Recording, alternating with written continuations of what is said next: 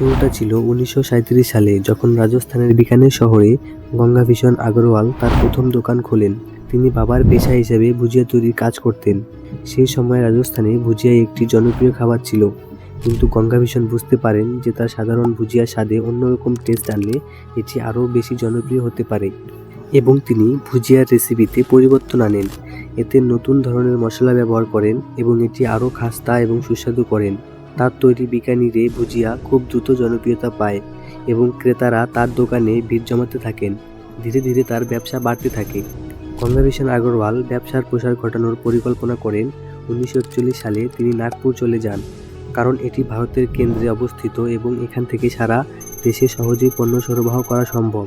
নাগপুরে তিনি তার ব্যবসাকে আরও বড় করে শুরু করেন এবং নতুন পণ্যের সংযোজন করেন, যার মাধ্যমে বিভিন্ন রকম মিষ্টি ও নোনতা স্ন্যাক্স অন্তর্ভুক্ত ছিল।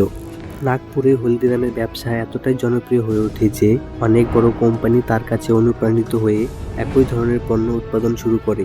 1970-এর দশকে দিল্লিতে তাদের প্রথম বড় আউটলেট খোলা হয়। এটি ছিল যুগান্তকারী পদক্ষেপ, কারণ দিল্লির বিশাল বাজারে হলদিরামের ব্র্যান্ডকে আরও শক্তিশালী করে তোলে। দিল্লির বাজারে হলদিরামের প্যাকেটজাত স্ন্যাক্স খুব দ্রুত জনপ্রিয়তা হয়ে ওঠে। ক্রেতারা দোকানে গিয়ে শুধু মিষ্টি বা ভুজিয়া খেতেন না, বরং সাথে নিয়ে যাওয়ার জন্য প্যাকেটজাত খাবার কিনতেন। এই মডেলটি এতটাই সফল হয় যে ভারতের অন্যান্য শহরে হলদিরাম দ্রুত ছড়িয়ে পড়ে। এরপর 1990 দশকে ভারতীয় খাবারের প্রতি বিদেশিদের আগ্রহ বাড়তে থাকে। এই সময় হলদিরাম আন্তর্জাতিক বাজারে প্রবেশ করার সিদ্ধান্ত নেয়।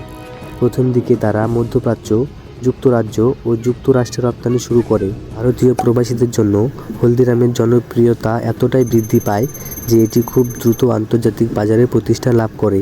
বর্তমানে অস্ট্রেলিয়া, কানাডা, সিঙ্গাপুর ও জার্মানি, জাপানের মতো দেশেও হলদিরামের পণ্য রপ্তানি করা হয়।